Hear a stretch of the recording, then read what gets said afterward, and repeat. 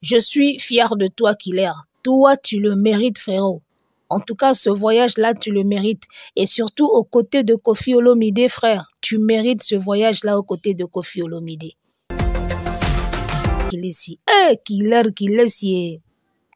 Killer ndeko nango bombeli biso. Killer obombi sekele nga namona ka Killer abungi. Killer azoyo kanate, be mission to salama te. Okoti na banzimba Koffi Olomide okute ba terme lokola neti na nzembo ya spaghetti bolingo nanga lula charcuterie bolingo nanga ba nevrosé voilà ba terme lokola ba automate ba terme lokola ba momo ko nga na découvrir nka na banzembo ya Koffi.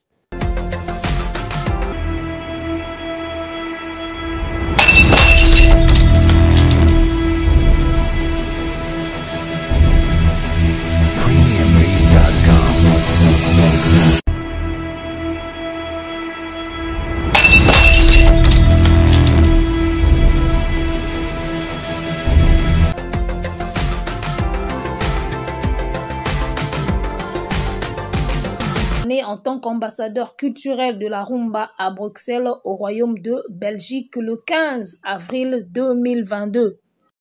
Sur place, le roi de la rumba se rendra au musée de Tervuren pour plaider sur la restitution de 8000 instruments de musique RD congolais. Il invite à cet effet Gims et Dadju pour l'appuyer dans cette démarche. Alors, mesdames et messieurs, chers auditeurs, j'aimerais vraiment que vous puissiez me donner toute votre attention parce que j'ai des révélations à vous faire dans cette émission. D'abord, je commencerai par m'attaquer à Killer Kilesi. Killer Kilesi. Killer ndeko nango bombeli biso. Killer obombi sekele nga namona ka Killer abungi. Killer azoyo kanate, be mission to salama te. Je wana kuna contacté to bete mission moko boye mais Killer Kilesi azomona na te, azoyoka na te, mais affaire nini boye. Lelo na lamuki na okotaka internet na mona ka boye bu Klebo abwaki o Killer Kilesi ba prince bakali batamboli na lega mopao. Killer Kilesi. Non mais sincèrement, je suis fier de toi, Killer. Toi, tu le mérites, frérot. En tout cas, ce voyage-là, tu le mérites. Et surtout, aux côtés de Koffi Olomide, frère. Tu mérites ce voyage-là aux côtés de Koffi Olomide. Voyez, tu le mérites vraiment. Ton travail commence à payer. Et moi, je sais que tu es un gars qui vient de très loin, au Bandana TKM, Kunanini, tout ça. Et aujourd'hui, tu es sur Internet, tu fais bien tes analyses, tu réfléchis bien, tu es vraiment un intello, comme on le dit. Moi, je t'apprécie beaucoup, j'apprécie beaucoup tes analyses. Et moi, quand tu parles, moi, ça m'inspire en même temps, tu vois.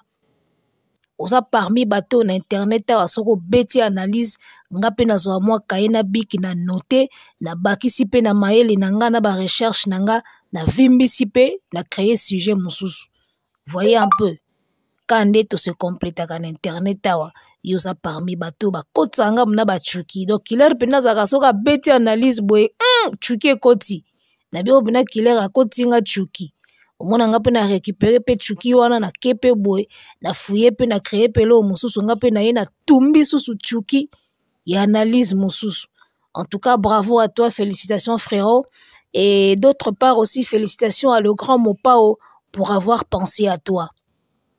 Ndenge Koffi Olomide a pensé na yo, c'est une très bonne chose. Et déjà d'ailleurs, moi je vais dire que je dirais c'est d'ailleurs le côté que j'apprécie chez Koffi Olomide. Il y a un côté moi qu'on apprécie, quand il pas le grand Mopao. Na minute bat internet bolbaga oyo le roi moni Killer a ke poto comment flatter Koffi po yebe ba memaye. To lo baga bongo na internet. Bon, bref. Mta libre lo ba wa lingi na ya repenser o ya lingi. Benga na sala analyse pour la mutu na biso Killer Kilesi. Libanga wani vanda na okapi ya pambate. Et donc, je disais, c'est le côté que j'apprécie beaucoup chez Koffi Olomide parce que Koffi, c'est un artiste qui respire de l'excellence. En tout cas, ça, c'est pas pour flatter Kofi, c'est pas pour chercher un prochain voyage avec lui. Mais Koffi Olomide, parmi les musiciens congolais, Nabiso Mingi, tu regardes Koffi Olomide, il exhale de l'excellence. Koffi Olomide, il exhale le luxe. Tu vois, le côté intellectuel, c'est Koffi. Koffi atanga na poto tobo sana angote. Malgré barando na ye asalaga awa ya moko attaqué oyo pour garder moi base na ye. Loko la vie azolinga kotika tante.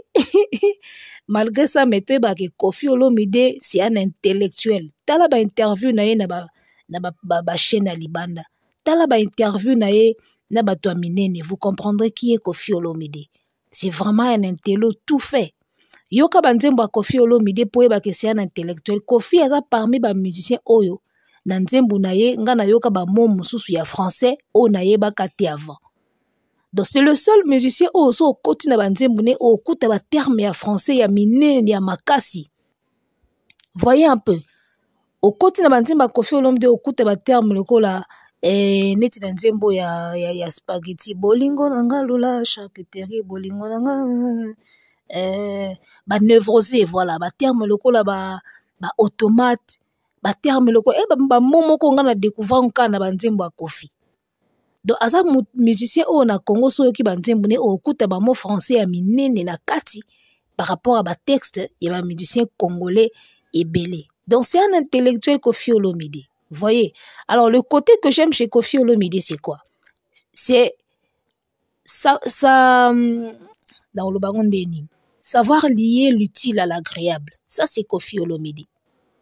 Koffi, c'est un gars ou c'est un type, bon, tout bien gâté, c'est un monsieur qui sait lier l'utile à l'agréable. Voyez un peu. Ça, c'est Koffi Olomide. Koffi Olomide, soka ebisio, félicitations, to bravo. Yeba vraiment qu'en toi, il y a quelque chose de grand. Voyez. So Koffi Olomide a félicité yo, to a lobino ne loro moro, yeba vraiment que tu as quelque chose en toi. Voyez. Ndenge ache killer zina délégation na ya Tervurem, c'est pas de la blague, c'est pas de n'importe quoi. C'est parce que Koffi sentait en killer si à niveau intellectualisme moko boye. Azaba mombayate, azaba Frank Stema ite ba ganga awa na mutu eloko ezate. Killer si c'est un intello. Voyez. Donc ce que moni Koffi a considéré na vie, yeba vraiment que dégâts. Ndenge moko à l'époque Koffi Olomide bandaki ko lela fait rigola kota na quartier latin. Parce qu'il sait en faire rigola, il y a un truc. Ça, c'est Koffi Olomide. Koffi Olomide a félicité Moutupambate, a Lula Moutupambate, a Koumisa Rapé Moutupambate. A Koumisa voix faire rigola, a Benga faire rigola Ligue des Champions. C'est pas pour rien. C'est pas pour rien. Lelo na musique, tu es qui est fait rigola. Na voix qui est fait rigola.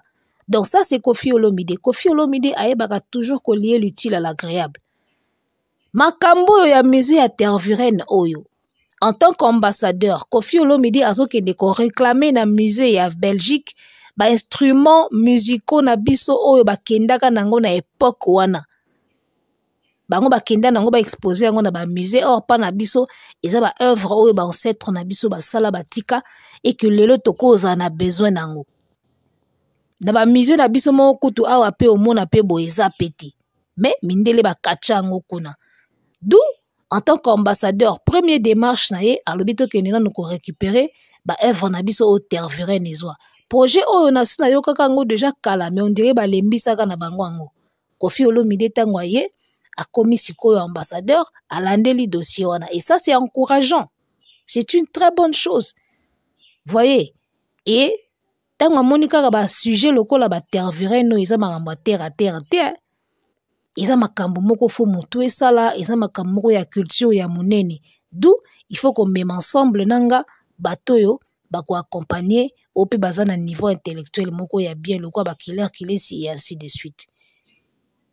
En tout cas Koffi Olomide, félicitations ve Mopao. Le grand Mopao soko memaki Kisinjora na ngai na kamo mabe. Oyo eza makambo ya Kisinjora te. Yango moni ba killer si lelo pena boye bien kati ya Belgique banini. Oh makambo ba Kisinjora te mambo ba Tervuren oyo. Ba Kisinjora ko mema na Tervuren na komi kuna na moni bambuma. namoni bambuma abando kata bilamba malili ebeti ye abando bela oyo eza makambo bakisi njora te akoma poto boye namoni poto soin même baprince bakali pe baprince bakali baka ya molo kwa bakisi njora akoma kaka poto boye nakomi poto malili mais heureusement ki basangisi ye na Killer Kilesi nayebi ke ntango bazokoma kuna ye na micro Killer Kilesi azo décortiquer ndenge adécortikaka nayebi ke match déjà eza wo comprendre nde bamemeli bango déjà nayebi ke match eza wo parce que prince bakali ayebaka mpe mosala na ye mais ye sikoyo mingi kaka na micro po décortication ya makambo ekosalama kuna Killer ka nde akoexplike yango bien wana mna bolimbisanga prince bakali azala ne kaka na micro Killer Kilesi nde moto akoexplike biso mpena lokola prof na école makambo eke kosalama na tervirel il fallait ka mutu lokola ya Killer Kilesi ezala kuna. Vous savez parfois par moment les têtes bien faites comme les Killer Kilesi comme Babiso Oyo et tous les autres en tout cas ba méritaka bazala na ba place moko boye na ndenga mabete parce que makambo kofia ke kosala ya tervirel wana ya makambo minene eza teke bon mema bato loka bakisi njoro baoyaka awa namoni bambuma ga mopawa aza danger allié ye oui mais après compte rendu oyo mpona kopesa la population nana koexplike yango moi je suis très fier nayebi ke Killer Kilesi akodetaye biso makambo nyonso ekoleka kuna démarche nyonso basali na valeur ya makambo bake kosala kuna Killer akoexplike biso yango bien parce que c'est un intello voyez. En tout cas, bravo encore une fois Koffi Olomide pour avoir pensé à Killer Kilesi et félicitations à Killer Kilesi et pour Atika Kite, aza toujours na musala naye boyende zalaka. Faut savoir lier l'utile à l'agréable. Boyende zalaka. Killer Kilesi na lelio mabe na lelo mabe Killer Kilesi comme moi na poto. Na lelio mabe. Na lelio mabe en tout cas mobola teti na Londres Killer Kilesi ye wana na Belgique Trezeguet na Moscou Killer ye wana na Belgique toloba so nini Yannick Kayenga la monnaie invisible Killer ye wana na Belgique bomona Killer ere yango yo Killer ye wana Koffi Olomide so alobi kaka Killer na lingi yo tikala kaka yanga libela otala mois par mois na o yango yo est-ce que tokozanga Killer tokozanga yete Killer Kilesi ye wana et puis abeteli biso chute liboso chute likolomba moko Belgique Killer babanda non temo Afrika wa babanda non temo Côte d'Ivoire moi Cameroun moi Sénégal yo bandimba moko toi Belgique non en tout cas toutes les bonnes choses à toi frérot on est ensemble. Alors Koffi Olomide avec ce titre d'ambassadeur et son tout premier action c'est de récupérer les instruments traditionnels du côté de Tervuren. Et voilà, lui il est déjà dans ses actions et moi je demanderai à Gims et à Dadju Tozo Zelapé à Bango. Nous attendons voir ce que Dadju et Gims vont aussi nous apporter. À Koffi Olomide a bandit déjà démarche naé et voilà. Parce que ce qu'il faut savoir après, on demandera à chaque artiste peut-être. Lorsque tu fus ambassadeur culturel, qu'est-ce que tu avais fait? Qu'est-ce que tu as apporté avec ce titre-là? Et moi, je pense que Koffi Olomide na tournaye ce qui vraiment œuvre wana eza na Tervuren ezongi et na musée na biso et kotikala déjà na histoire que tala Koffi Olomide na époque na ye azalaka ambassadeur ye mutu ayelaka biso instrument traditionnel oyo et umelaka na musée à Tervuren. Donc soka réussir kuna ye a marqué déjà un point naé na titre ya ki ambassadeur oyo match ici. Kozwa passeport diplomatique eza bien kobenga ambassadeur culturel eza bien mais après okosala nini pendant mandat na yo ya ki ambassadeur oyo otikala na histoire. Et donc voilà en tout cas bon boulot à toi frérot place au kei sala bna musala na yo kando sala rango à toi vraiment j'ai confiance pour toi j'ai confiance na yabi que okoisa bendele te betela biso ba maman na analyse betela biso ba suka la ba révélation tozozela vraiment quoi tozozela yo sala vraiment kitoko na et lengi. Alors je pense que c'en est fini pour aujourd'hui. C'en est fini on va devoir se quitter ici. Mais avant tout,